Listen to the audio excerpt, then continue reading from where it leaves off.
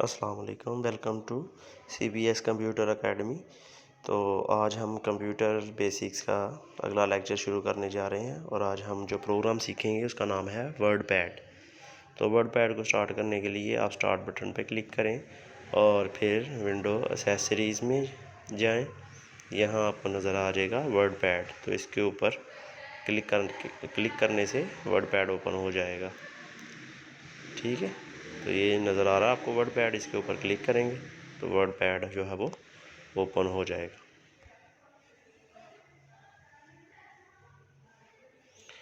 तो ये word pad जो है ये अब इसकी काफ़ी चीज़ें जो हैं वो नोट पैड से मिलती जुलती हैं। तो इसको भी हम टाइपिंग के लिए इस्तेमाल करते हैं, लेकिन इसमें बहुत से मज़ीद फंक्शन भी हैं जो हम सीखेंगे जो कि नोट पैड में नहीं है। ठीक है, तो सबसे पहले ये इसके टूल बार्स आपको सामने नज़र आ रही है। मेन्यू बार के जो ऑप्शन है उसमें दो ऑप्शन है, होम है और एक व्यू है।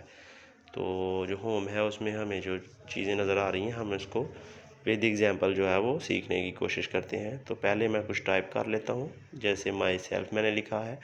तो अगर आपने कैपिटल वर्ड लिखना हो तो कीबोर्ड से शिफ्ट के साथ प्रेस करेंगे तो वो कैपिटल लिखेगा।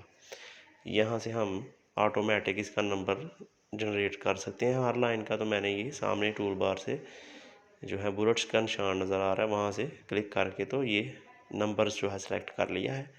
तो पहली लाइन में मैंने लिखा माय नेम इज़ अली, फिर एंटर का बटन दबाऊंगा तो अगली लाइन में आ जाऊंगा।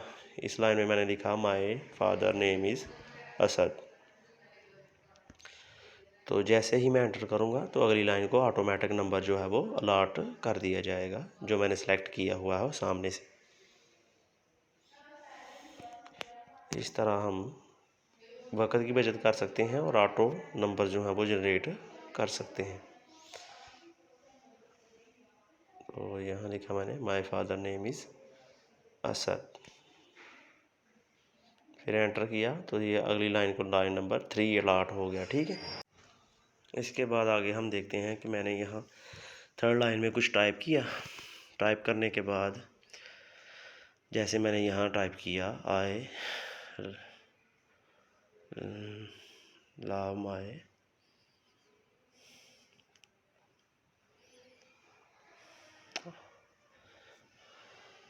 जैसे ही मैं एंटर करता हूँ तो अगली लाइन में जाता हूँ तो खुद ब खुद जो है लाइन नंबर जो है वो हर लाइन को इशू हो जाता है। तो ये है ऑटो लाइन नंबर जनरेशन, जो कि पिछले सॉफ्टवेयर में जिसको नोटपैड कहते हैं उसमें ये फंक्शन नहीं था। तो अगर हम यहाँ पे लाइन नंबर नहीं लगाना चाहते तो हम क्या करेंगे, जैसे हम लाइन नंबर 4 में आ गए हैं तो अगर हम चाहते हैं कि यहाँ आगे नंबर 4 ना लगे तो हम 2 दफ़ा एंटर का बटन दबाएंगे। तो जब एक दफ़ा एंटर करेंगे तो लाइन नंबर 4 पे आए और दोबारा अगर एंटर करेंगे तो वो लाइन नंबर 4 जो है वो उसको मिस कर देगा। उसका मतलब ये है कि हमने यहाँ जो अपनी रूटीन के साथ चीज़ें लिस्ट कर रहे थे वो नहीं अब करेंगे और लाइन हमारी जो लिस्ट है वो ख़त्म हो चुकी है। ठीक है, तो ये मैं दोबारा करके आपको दिखा दूँगा। मैंने माई सेल्फ को सिलेक्ट किया और ये मैंने सेंटर का ऑप्शन चूज़ किया तो मेरे जो लाइन है उसकी लिखाई सेंटर में शिफ्ट हो गई। माई सेल्फ को मैंने सेलेक्ट किया और यहाँ से मैं इसका फ़ॉन्ट साइज़ चेंज करता हूँ, इसका फ़ॉन्ट चेंज करता हूँ तो सिर्फ उसी का चेंज हो रहा है जिसको मैंने सेलेक्ट किया हुआ है। ये बोल्ड का फंक्शन है जिससे लिखाई ज़रा बोल्ड हो जाएगी। ये कैपिटल ए से भी बड़ा कर सकता हूँ। ये ए वाला टेक्स्ट है, ए के सिंबल से मैं लिखाई का कलर चेंज कर सकता हूँ। ये हाइलाइटर है, इसको सिलेक्ट करके मैं अपनी सिलेक्टेड जो चीज़ सेलेक्ट की है उसके पीछे हाईलाइट भी कर सकता हूँ। तो इसमें अगर आप देखें तो हम सिर्फ जिस टेक्स्ट को सिलेक्ट करते हैं सिर्फ उसी के ऊपर ये सारी चेंजेस हो रही हैं। जिसको हमने सेलेक्ट नहीं किया उसके ऊपर कोई भी चेंजेस नहीं हो रही। इस तरह अगर आप कोई भी लफ्ज़ उसको हाईलाइट करना चाहते हैं, कुछ भी करना चाहते हैं तो सिर्फ उसको सिलेक्ट करके सिर्फ उसी पर्टिकुलर चीज़ को चेंज कर सकते हैं। जैसे मैंने ये माई सेल्फ को चेंज किया है सिलेक्ट करने के बाद। ठीक है, आगे अगर हमने कोई ये 4 लाइन से मैंने 4 को सिलेक्ट कर लिया। सिलेक्ट करने के बाद यहाँ हमारे पास ये बोल्ड इटैलिक से लिखाई तिरछी हो जाती है, यू से उसके नीचे लाइन लग जाती है, अंडरलाइन हो जाता है। ठीक है, इसके बाद अगर हम चाहें कि हम किसी एक खास वर्ड को हाईलाइट करना चाहते हैं या बोल्ड या अंडरलाइन, तो उसको भी हम कर सकते हैं। जैसे फ़र्ज़ करें मैं यहाँ से ये फादर इसको सेलेक्ट करता हूँ और ये हाईलाइटर इस्तेमाल करता हूँ, तो जो कलर हाईलाइटर में इस्तेमाल करूँगा वो वही कलर यहाँ इसको हाईलाइट कर देगा। ठीक है, इसके बाद इसको मैं बोल्ड कर सकता हूँ, बोल्ड से लिखाई थोड़ी सी मोटी हो जाती है। इसका साइज़ बढ़ा सकता हूँ, इटैलिक कर सकता हूँ। तो ये किसी भी वर्ड को या किसी भी लाइन को या किसी भी फिक्रे को ये सिलेक्ट करने के बाद हम ये फंक्शन इस्तेमाल कर सकते हैं। तो इसके बाद मैं इसको नन कर देता हूँ हाईलाइट इसका। अब मैं क्या करता हूँ कि ये 4 रोज़ हैं, जो चारों कतारों को मैं सिलेक्ट करता हूँ और सिलेक्ट करने के बाद क्या करता हूँ, जो मज़ीद फंक्शन है उनको इस्तेमाल करता हूँ। जैसे ये यहाँ पे कॉपी है, कॉपी को किया और फिर अपना कर्सर, ये जो ब्लिंक कर रहा है इसको कर्सर कहते हैं, इसको वहाँ ले जाऊँगा जहाँ मुझे ज़रूरत है और पेस्ट का बटन दबाऊँगा। तो जितनी दफ़ा पेस्ट करूँगा जो चीज़ मैंने कॉपी की है उसकी डुप्लीकेट होकर बनती जाएगी। ठीक है, डुप्लीकेट बनता जाएगा उसका।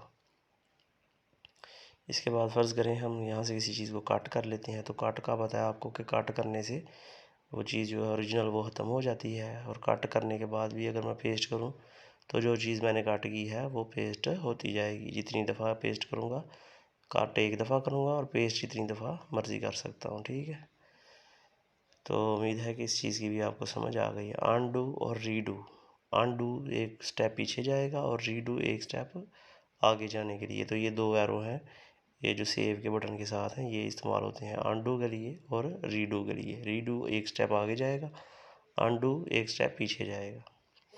तो ये जो अलाइनमेंट है ये हम सेंटर भी कर सकते हैं, लेफ़्ट भी और राइट्स भी, तीनों है। चौथा जस्टिफाइड है, वो पूरा पैरा लिखा हो तो फिर इस्तेमाल होता है। ठीक है, जैसे ये मैंने टेक्स्ट सेलेक्ट की है, अब इसके अंदर मैं लाइन स्पेसिंग उसको बढ़ा सकता हूँ या कम कर सकता हूँ। ये मैंने 2.0 कर दिया और कम से कम 1.0 है इसमें।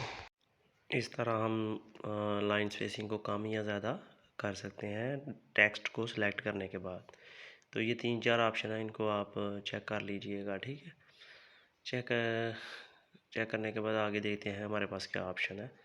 तो इसके बाद फ़र्ज़ करें कि आप लिखाई तो आपने टेक्स्ट तो लिखी है, लेकिन आप यहाँ कोई पिक्चर लगाना चाहते हैं, तो उसके लिए ये सामने पिक्चर की ऑप्शन है, यहाँ पे क्लिक करेंगे और फिर ब्राउज़ करेंगे, यानी जो कंप्यूटर में हमारे कोई पिक्चर सेव है उसको हम सेलेक्ट कर लेंगे। ठीक है, तो ये डायलॉग बॉक्स ओपन हो गया। यहाँ फिर जहाँ पे माई कंप्यूटर के अंदर आपने कोई तस्वीर रखी हुई है उसको आप उस फोल्डर पे क्लिक करके उस तस्वीर को सिलेक्ट कर लेंगे, जो भी तस्वीर आप लगाना चाहते हैं। फ़र्ज़ करें ये तस्वीर मैं यहाँ लगा रहा हूँ, इसको क्लिक किया ओपन और ये यहाँ आ गई। अब तस्वीर के ऊपर क्लिक करके हम इसका साइज़ बड़ा या छोटा कर सकते हैं। ये फंक्शन नोट पैड में चूँकि नहीं है, तो ये वर्ड पैड में ये फंक्शन जो है ये बड़ी ज़बरदस्त चीज़ है नोट पैड के मुकाबले में। अब फ़र्ज़ करें कि मुझे ये तस्वीर तो लगा ली है, लेकिन मैं चाहता हूँ कि मैं एक नई तस्वीर बनाऊँ, ड्राइंग बनाऊँ और वो यहाँ लगाऊँ, और वो मैं नहीं बनाना चाहता हूँ। तो उसके लिए मुझे क्या करना पड़ेगा, उसके लिए मुझे दो तरीके हैं। एक तो मैं पेंट खोलूँ और उसके अंदर कोई इमेज बनाऊँ, उसको सेव करूँ और जिस तरह ये तस्वीर लगाई है वैसे ही वो तस्वीर भी यहाँ लगा लूँ। लेकिन एक डायरेक्ट मेथड भी है। डायरेक्ट मेथड में हम क्या करेंगे कि हम ये पिक्चर के साथ जो आइकन नज़र आ रहा है ना MS पेंट का, इसके ऊपर क्लिक करेंगे। जैसे ये मैंने क्लिक किया, ये इस पर क्लिक करेंगे तो MS पेंट ओपन हो जाएगा। ये इसका पेज हम यहाँ से बड़ा कर लेंगे, यहाँ जो भी ड्राइंग करना चाहते हैं तो वो ड्राइंग कर लेंगे हम। फ़र्ज़ करें ये मैंने फ्लैग बना लिया यहाँ पर, ताकि आपको समझ आ जाए प्रॉपर इसकी। ये मैंने मून बनाया है और ये जो फालतू चीज़ थी उसको अरेज कर दी है।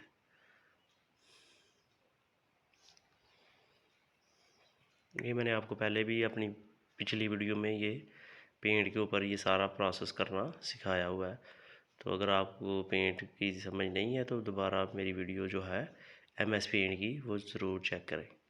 तो ये बनाने के बाद हम जस्ट MS पेंट का क्रॉस बटन क्लोज़ कर देंगे। जो अब हम क्लोज़ करेंगे तो जो भी हमने ड्राइंग पेंट में बनाई थी वो हमारे इसी पेज के अंदर एंटर हो जाएगी। तो जैसे तस्वीर को छोटा किया था, इसके ऊपर भी हम ये भी एक पिक्चर की तरह ही आएगी, तो हम इसके ऊपर क्लिक करके इसका साइज़ बड़ा या छोटा कर सकते हैं।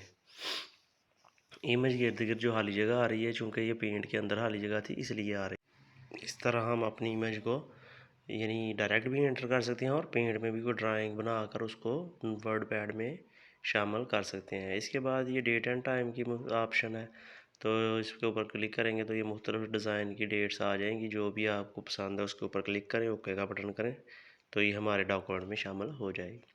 इसके बाद फाइंड का बटन है, ये आपने नोटपैड में भी देखा हुआ है। फाइंड के बटन पर क्लिक करेंगे और जो लफ्ज़ आप ढूंढना चाहते हैं वो यहाँ टाइप करेंगे। कर्सर को स्टार्ट पे ले जाएंगे ताकि प्रॉपर जो है वो सर्च हो सके, और ये जहाँ जहाँ वर्ड होगा वहाँ में ले जाएगा। इसके बाद रिप्लेस की ऑप्शन है। रिप्लेस में हम क्या करते हैं कि वो पहले लफ्ज़ तलाश करते हैं जिसको हम चेंज करना चाहते हैं, तो वो फाइंड वाले बटन में लिखते हैं, और उसकी जगह जो लफ्ज़ लिखना चाहते हैं वो रिप्लेस में लिखते हैं। कर्सर को शुरू पे ले जाएंगे और फाइंड का बटन दबाएंगे। जैसे ही हम फाइंड का बटन दबाते हैं तो जो जो लफ्ज़ हमने लिखा है वो वहाँ में ले जाएगा, ठीक है। तो जिसको हम चेंज करना चाहते हैं उसको सेलेक्ट करके हम चेंज का बटन दबाएंगे रिप्लेस का, तो उसको रिप्लेस कर देगा। अगर हम चाहते हैं कि जितने भी वर्ड हैं वो इकट्ठे रिप्लेस हो जाएं तो रिप्लेस ऑल का बटन दबाएंगे। इससे क्या होगा कि जितने भी वर्ड होंगे उनको हम दूसरे लफ्ज़ के साथ रिप्लेस कर देंगे। तो ये आखिरी ऑप्शन सेलेक्ट ऑल की है, यहाँ पे क्लिक करेंगे तो सारा डॉक्यूमेंट जो है वो सिलेक्ट हो जाएगा। इसके बाद हम इसको कट भी कर सकते हैं, कॉपी कर सकते हैं, जो भी करना चाहें वो कर सकते हैं। और ये हम वैसे भी कंट्रोल A शॉर्टकट है, और माउस के साथ ड्रैग करके भी पूरे डॉक्यूमेंट को सिलेक्ट कर सकते हैं, ठीक है। और ये दो ऑप्शन रह गई थी। ये है किसी वर्ड की यानी आपने ऊपर लिखना हो, उसकी पावर बनानी हो तो वो इसके लिए ये वाला, और ये नीचे बेस बनानी हो यानी नीचे करके कोई वर्ड लिखना हो, जैसे x की पावर 2 होती है, और जैसे बेस वाला क्वेश्चन होता है log 2, तो ये इसके लिए इस्तेमाल कर सकते हैं। तो ये था आज का हमारा वर्ड पैड का कंप्लीट ट्यूटोरियल। मैं उम्मीद करता हूँ कि आपको अच्छी तरह इसकी समझ आ गई होगी। आप इसको ज़रा ध्यान से प्रैक्टिस कीजिएगा बार बार, ताकि आपको मज़ीद चीज़ें जो हैं वो क्लियर हो जाएं। फिर भी अगर आपको किसी क्वेश्चन की समझ नहीं आती, कोई नया टॉपिक आपके जहन में आता है, तो मुझे ज़रूर कमेंट करें। ये व्यू ऑप्शन पे जाएं तो यहाँ जूम इन और जूम आउट की ऑप्शन है। जूम इन से बड़ा हो जाएगा पेज हमारा, और जूम इन से आउट से उसका साइज़ छोटा हो जाएगा। और अगर 100% पे क्लिक करेंगे तो जो इसका ओरिजिनल साइज़ है वो वापस आ जाएगा। रूलर को यहाँ से ऑन कर सकते हैं और ऑफ़ कर सकते हैं। इस तरह स्टेटस बार को भी ऑन और ऑफ़ यहाँ से कर सकते हैं। तो इसके साथ ही हमारा जो वर्ड पैड का ये ट्यूटोरियल है वो अपने अख्ताम को पहुँचा। मुझे उम्मीद है कि आपको इसकी अच्छी तरह समझ आ गई होगी। ये जो रूलर है उसकी हमने उसको इंचेस में भी कन्वर्ट कर सकते हैं, पिक्सल में भी, सेंटीमीटर में। तो ये जो भी आपको ऑप्शन की ज़रूरत हो उसमें सेलेक्ट कर सकते हैं, ठीक है। तो वीडियो वीडियो को ज़रा डिटेल से मैंने बनाया, काफ़ी लंबी ये वीडियो बन गई है। सेव करने का तरीका वही है जैसे पेंट में आपने देखा, फाइल में जाएंगे, सेव का बटन दबाएंगे, और अगर प्रिंट निकालना चाहते हैं तो प्रिंट का बटन दबाएंगे। एग्ज़िट पे क्लिक करेंगे तो हमारा प्रोग्राम जो है वो बंद हो जाएगा। इसको हम क्रॉस से भी क्लोज़ कर सकते हैं और एग्ज़िट से भी क्लोज़ कर सकते हैं। हमारे चैनल को लाइक और सब्सक्राइब ज़रूर कर लीजिएगा ताकि मज़ीद आने वाली वीडियोस का नोटिफिकेशन आपको बर वक्त मिल सके। उम्मीद है कि आपको समझ आ गई होगी। अपना बहुत बहुत ख्याल रखिएगा। Welcome to CPS Computer Academy, where we teach you computer skills in only 2 months. So please visit our campus for computer training courses. Allah Hafiz.